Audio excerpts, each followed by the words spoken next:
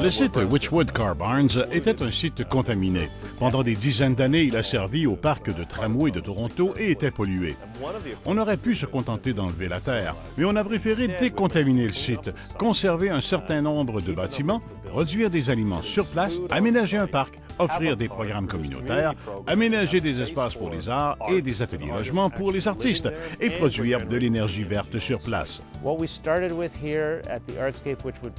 Au départ, les Artscape Witchwood Barns n'étaient qu'un lieu désaffecté que nous avons transformé en un centre qui est devenu le cœur et l'âme de la communauté artistique. Imaginez un terrain contaminé en plein cœur d'un quartier stable à faible densité de population où l'on autorise l'aménagement d'ateliers logements à prix abordable au milieu d'un parc.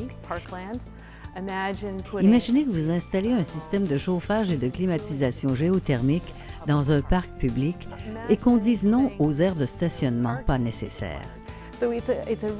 C'est une nouvelle conception de la planification de quartiers résidentiels stables à faible densité de population. Il y a eu d'innombrables réunions, assemblées communautaires, réunions de conception, séances d'information et discussions ouvertes. Certaines réunions du conseil municipal se sont prolongées jusqu'à 3 heures du matin. Il s'agit vraiment d'un complexe environnemental et artistique polyvalent. Il compte 26 ateliers logements à prix abordable pour artistes, 15 ateliers et ce vaste espace ouvert, programmable. Le site abrite 12 organismes artistiques et environnementaux sans but lucratif. Nous avons également un projet agricole urbain et le tout se trouve dans un magnifique parc, véritable point de convergence des arts, de la nature et des êtres humains. Et c'est là que la magie opère.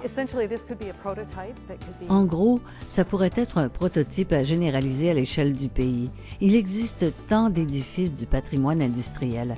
Les technologies écologiques entrent en scène et quand un tiers s'occupe de l'exploitation et de l'investissement, je pense que tout le monde y trouve son compte. Nous avons vraiment cherché à créer un projet environnemental modèle ici.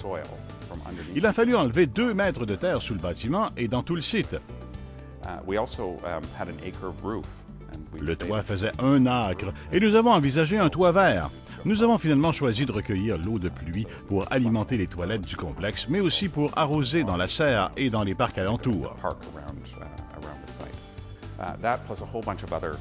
Ça et puis plein d'autres choses, comme l'utilisation de matières recyclables. Nous avons aussi obtenu les points dont nous avions besoin pour mériter la certification or de LEED.